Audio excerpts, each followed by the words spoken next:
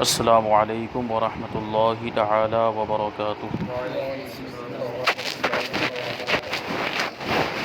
نحمده ونصلي ونسلم على رسوله الكريم اما بعد فاعوذ بالله من الشيطان الرجيم بسم الله الرحمن الرحيم ان الله وملائكته يصلون على النبي يا ايها الذين آمنوا صلوا عليه وسلموا تسليما اللهم صل على سيدنا ومولانا محمد معظم الجود والكرم وآلہ الکرام وابنہ الکریم وبارک وسلم صلاۃ وسلاما علیک یا رسول اللہ صلی اللہ تعالی علیہ وسلم۔ اس سے پہلے وضو اور غسل کا بیان گزرا اور اسی ضمن میں پانی کا بیان بھی آیا، کیونکہ وضو اور غسل پانی ہی سے کیا جاتا ہے، اور کنویں کا بیان آیا اور ان پانیوں کا بیان آیا جن سے وضو کرنا جائز ہے، اور وہ کون سے پانی ہے جن سے وضو اور غسل کرنا جائز نہیں ہے۔ یہ ساری چیزیں بیان کی گئی۔ وضو اور غسل عام طور پر پانی سے ہوتا ہے، لیکن کبھی کبھی ایسا ہوتا ہے کہ پانی پر قدرت نہیں ہوتی یا پانی ہی موجود نہیں ہوتا، جیسے کہیں جنگل میں چلا گیا، ریگستان میں چلا گیا، وہاں پر دور دور تک کہیں پانی کا نام و نشان نہیں ہے، تو پھر وضو کیسے کرے گا؟ یا غسل کی حاجت ہے تو غسل کیسے کرے گا؟ تو ایسی صورت میں تیمم کرنے کا حکم ہے۔ تو تیمم کا مطلب ہی ہوتا ہے قصد و ارادہ، یعنی پاک مٹی کا قصد و ارادہ کرنا، اور پاک مٹی پر زمین پر ہاتھ مار کر چہرے پر مسح کرنا اور دونوں ہاتھوں پر مسح کرنا، یہی تیمم کی تعریف، اس کو تیمم کہا جاتا ہے۔ یعنی وضو پر قدرت نہ ہونے یا غسل پر قدرت نہ ہونے کی صورت میں تیمم کیا جاتا ہے۔ اسی کو بیان کرتے ہیں کہ تیمم کی اجازت کسے ہے، یعنی کون سا شخص تیمم کر سکتا ہے؟ تو جواب ہے کہ جس کا وضو نہ ہو یا نہانے کی ضرورت ہو اور پانی پر قدرت نہ ہو تو وضو اور غسل کی جگہ تیمم کرے، یعنی دونوں چیزوں کے لیے ایک ہی تیمم۔ اب اس کا یہ مطلب نہیں ہے کہ وضو کے لیے الگ تیمم کیا جائے اور غسل کے لیے الگ تیمم کیا جائے، اور دونوں کے لیے جو تیمم کیا جائے گا وضو اور غسل کے لیے اس کا طریقہ بھی ایک ہی ہے۔ یہ مطلب نہیں ہے کہ وضو کے لیے جو تیمم ہے تو اس میں چہرے کا مسح کیا جائے، ہاتھوں کا مسح کیا جائے، اور غسل کا جو تیمم ہے تو اس میں پورے جسم پر مٹی لگائی جائے، ایسا نہیں ہے، بلکہ دونوں کا ایک ہی تیمم ہے۔ تو وضو کی ضرورت ہو، بے وضو شخص ہے، یا غسل کی حاجت ہو اور پانی پر قدرت نہیں ہے تو اس کی جگہ پر، یعنی وضو کی جگہ پر یا غسل کی جگہ پر کیا کرے؟ تیمم کرے۔ ایسے شخص کے لیے تیمم کرنا جائز ہے۔ اب یہ جو قدرت کا جو ذکر کیا گیا کہ قدرت نہ ہو تو تیمم کرنا ہے، تو قدرت نہ ہونے کا مطلب کیا ہے؟ اس کو بیان کرتے ہیں کہ پانی پر قدرت نہ پانے کی صورتیں کون سی ہیں، پانی پر قدرت نہ ہونے کی کیا کیا صورتیں ہیں اس کو بیان کرتے ہیں۔ بہت ساری صورتیں ہیں۔ نمبر 1، ایسی بیماری ہو کہ وضو یا غسل سے اس کے زیادہ ہونے یا دیر میں اچھا ہونے کا صحیح اندیشہ ہو۔ ایسی بیماری ہے کہ اگر پانی استعمال کرے گا تو وہ بیماری اور بڑھ جائے گی، یا جو ہے کہ اگر اس بیماری کے اندر پانی استعمال کرتا ہے تو وہ بیماری جلدی اچھی نہیں ہوگی، بلکہ اس کو اچھا ہونے میں بہت ٹائم لگ جائے گا، بہت دیر لگ جائے گی۔ اور یہ جو اندیشہ ہے یہ صحیح اندیشہ ہو، صرف گمان نہ ہو، یعنی آدمی نے خود ہی سوچ نہیں لیا ہو کہ بھائی ایسا کروں گا تو یہ بیماری بڑھ جائے گی، جبکہ حقیقت میں بیماری نہ بڑھتی ہے، تو پھر تیمم کی اجازت نہیں ہوگی۔ حقیقت میں بھی ایسے معاملات ہوتے ہوں اور تجربات سے یہ بات ثابت ہو چکی ہو کہ یہ بیماری جو ہوتی ہے فلاں فلاں بیماری، اس بیماری کے اندر اگر پانی استعمال کیا جائے تو وہ بیماری بڑھ جاتی ہے، یا اس بیماری کے اچھا ہونے میں ٹائم لگتا ہے۔ تو اس چیز کا اگر صحیح اندیشہ ہو تو ایسے شخص کو، ایسی بیماری والے شخص کو تیمم کرنے کی اجازت ہوتی ہے۔ یہ نمبر 1 ہے۔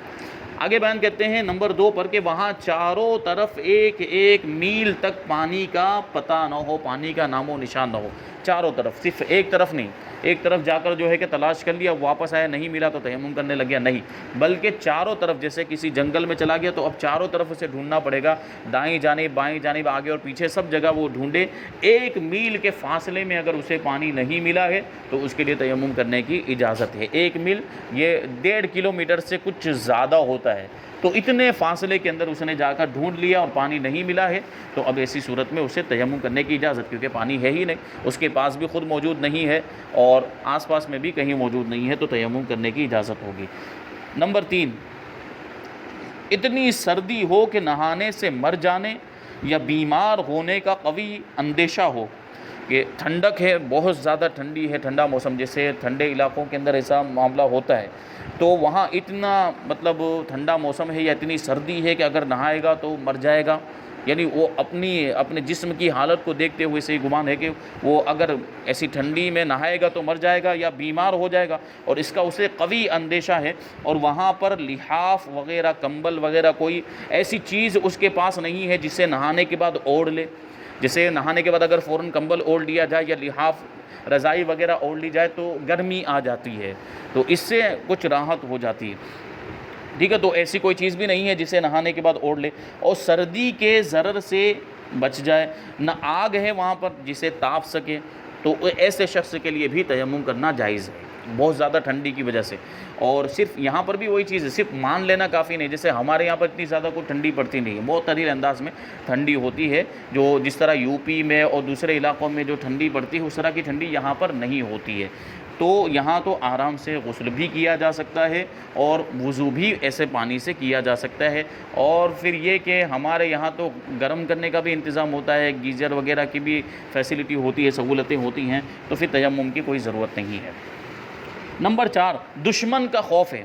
کہ اگر اس نے دیکھ لیا تو مار ڈالے گا، یعنی جہاں جس طرف پانی ہے، جیسے یہ نہر ہے یا یہ تالاب ہے جہاں سے وضو کیا جا سکتا ہے، لیکن وہ تالاب کے کنارے پر دشمن بیٹھا ہوا ہے، وہ خطرناک دشمن ہے کہ اگر وہاں گئے تو وہ دشمن مار ڈالے گا، یا ہمارا جو مال ہے ہمارے پاس وہ چھین لے گا، یا اس غریب نادار کا قرض خواہ ہے کہ اسے قید کرا دے گا، یعنی وہ پانی جہاں پر ہے وہاں پر اس کا قرض خواہ بیٹھا ہوا، یعنی جس کے پاس سے اس نے قرض لیا ہے وہاں جائے گا تو وہ قرض مانگے گا، یا جو ہے کہ قرض نہ دینے کی وجہ سے اسے قید میں ڈلوا دے گا، جیل خانے میں ڈلوا دے گا، تو یہ اس کے لیے بہت بڑی تکلیف کا باعث ہو جائے گا۔ یا اس طرف سانپ ہے وہ کاٹ کھائے گا، یا شیر ہے کہ پھاڑ کھائے گا، یا کوئی بدکار شخص ہے، کوئی گنہگار فاسق شخص ہے، اور یہ عورت ہے جس کو وضو کی ضرورت ہے، یہ عورت ہے، یا امرد ہے جس کو اپنی بے آبروئی کا گمان صحیح ہے، تو تیمم کرنا جائز ہے، یعنی عورت ہے جس کو یہ خوف ہے کہ اس کی عزت کا معاملہ آ جائے گا، وہاں کوئی بدکار شخص ہے وہاں جائے گی تو، اور اگر کوئی امرد لڑکا بھی ہے اور اس کو بھی ایسے معاملات ہیں کہ وہ بدکار شخص اس کے ساتھ بھی بدفعلی کر سکتا ہے، تو ایسی صورت میں اس کے لیے بھی اجازت ہوگی تیمم کرنے کی۔ نمبر 5، جنگل میں ڈول رسی نہیں کہ پانی بھرے تو تیمم جائز ہے۔ کنواں تو ہے، جنگل کے اندر گیا تو وہاں کنواں موجود ہے، لیکن ڈول نہیں، رسی نہیں کہ جس سے پانی نکالے، تو وہ اندر ڈوبے گا تو نہیں، اندر غوطہ تو نہیں لگائے گا، کیونکہ ڈوبنے کی صورت وہ اندر غوطہ لگانے کی صورت میں ڈوب جانے کا اندیشہ ہے، تو ایسی صورت میں تیمم کرنے کی اجازت ہوگی، جبکہ اس کنویں کے علاوہ کہیں اور پانی نہ ہو۔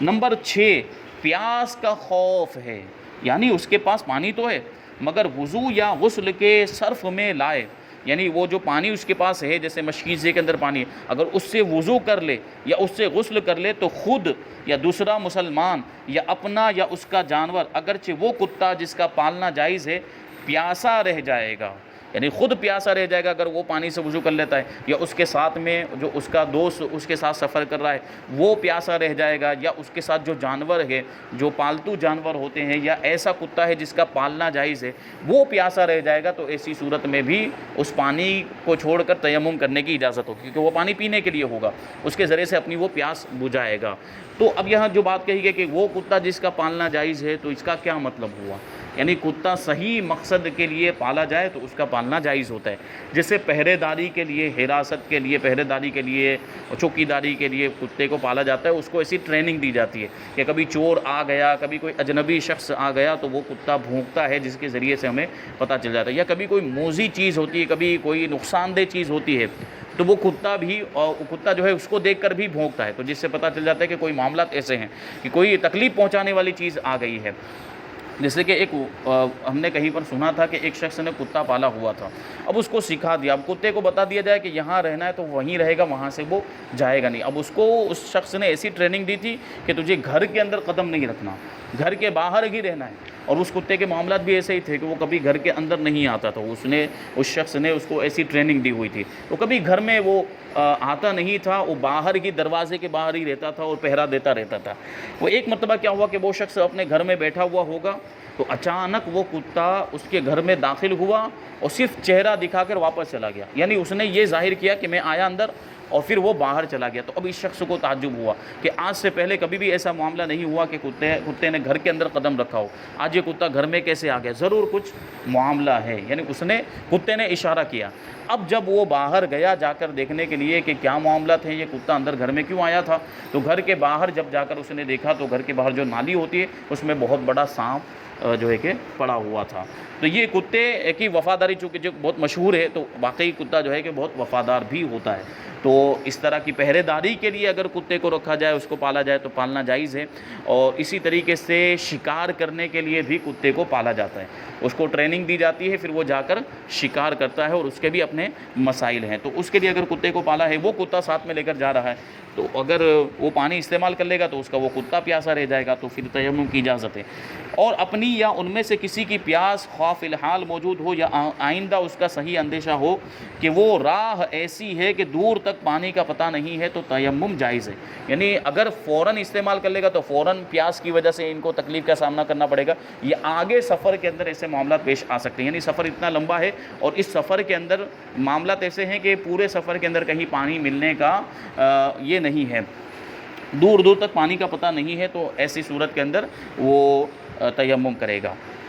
یعنی پینے کا جو پانی ہے اس کو وضو اور غسل کے لیے استعمال نہیں کریں گے۔ آگے نمبر 7 پہ فرماتے ہیں کہ پانی گرا ہونا، یعنی پانی کی قیمت کا زیادہ ہونا، یعنی وہاں کے حساب سے جو قیمت ہونی چاہیے اس سے 2 چند یعنی ڈبل قیمت مانگتا ہے تو تیمم جائز ہے۔ کیا مطلب ہوا کہ ایسی جگہ پر پہنچ گیا کہ جہاں پر ویسے تو پانی نہیں ہے، لیکن ایک شخص کے پاس پانی ہے، وہ لے کر کھڑا ہوا، بیچ بھی رہا ہے، لیکن کیسے بیچ رہا ہے؟ وہ ڈبل قیمت میں بیچ رہا ہے، یا ڈبل قیمت سے بھی زیادہ، بہت زیادہ قیمت مانگ رہا ہے۔ تو ایسی صورت میں اس کے لیے ضروری نہیں ہوگا کہ وہ پانی کو خرید کر وضو کرے، کیونکہ اس کے لیے نقصان ہو جائے گا نا، اتنی زیادہ قیمت اس کو دینی پڑے گی۔ تو اگر ڈبل قیمت ہے یا ڈبل قیمت سے زیادہ کوئی بیچ رہا ہے لیکن ڈبل قیمت سے زیادہ مانگ رہا ہے تو تیمم کرنا جائز ہے۔ اور اگر قیمت میں اتنا فرق نہیں، تھوڑا سا فرق ہے، معمولی سا فرق ہے، جیسے عام طور پر وہاں 10 روپے میں ملتا ہے اور یہ 12 روپے میں دے رہا ہے، تو یہ اتنا زیادہ فرق نہیں مانا جاتا ہے، تو تیمم جائز نہیں ہوگا، یعنی پھر خرید کر اسے تیمم کرنا پڑے گا، بشرطے کہ اس کے پاس پانی خریدنے کے لیے حاجت ضروریہ سے زائد پیسے بھی موجود ہوں۔ اب اس کا مطلب یہ ہے کہ وہ 12 روپے میں مل رہا ہے، 12 روپے ہے تو پھر تو خریدنا پڑے گا، لیکن 12 روپے ہے بھی نہیں اس کے پاس، پانی بھی نہیں ہے، اور خریدنے کے لیے 12 روپے یعنی جو پیسے لگ رہے ہیں پانی کے لیے وہ پیسے بھی نہیں ہے، تو پھر تیمم ہی کرنا پڑے گا اسے، وضو کیسے کر سکتا ہے؟ خریدنا بھی ممکن نہیں ہے، تو پھر تیمم کرے گا۔ نمبر 8، یہ گمان کہ پانی تلاش کرنے میں قافلہ نظروں سے غائب ہو جائے گا یا ریل گاڑی چھوٹ جائے گی، تو ایسی صورت میں بھی تیمم کرنے کی اجازت۔ قافلہ پہلے زمانے میں جو قافلہ بنا کر چلتے تھے لوگ، بہت سارے جو ہے کہ 20-25 یا اس سے بھی زیادہ لوگ مل کر سفر کرتے، تو اس میں بہت ساری حکمتیں ہوا کرتی تھی، اس کے بہت سارے فائدے بھی ہوتے تھے کہ کبھی ڈاکوؤں نے حملہ کر دیا تو زیادہ لوگ ہوں گے تو مقابلہ کر سکیں گے، اور دوسرے بھی ساتھ میں چلنے کے دوسرے بھی فائدے ہوتے ہیں، تو قافلے میں سفر کرتے تھے، اور قافلے سے اگر کوئی بچھڑ جائے تو اس کو بہت ساری پریشانیوں کا سامنا کرنا پڑتا ہے، دشواریوں کا سامنا کرنا پڑتا ہے۔ اور مان لیجئے کہ قافلے میں سامان تھا سارا، اس کا پانی وغیرہ بھی قافلے میں تھا، اور قافلہ اس کا چلا گیا، اب سارا سامان بھی قافلے کے ساتھ چلا گیا، تو اب یہ یہاں کیسے جو ہے کہ زندگی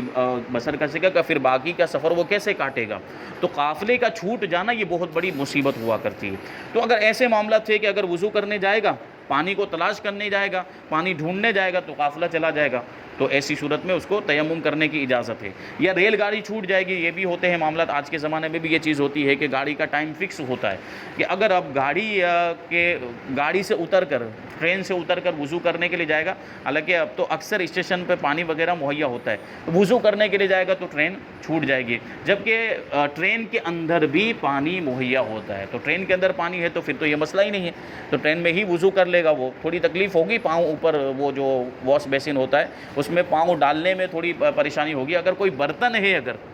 تو وہ بھی پریشانی نہیں ہوگی، چھوٹا سا برتن اگر اپنے ساتھ میں لے کر چلتے ہیں، یا گلاس بھی اگر ہے، گلاس تو ویسے بھی کہیں بھی مل جائے گا، اور وہ اگر لے کر نہیں بھی چلیں تو پلاسٹک کا گلاس بھی ہوتا ہے جو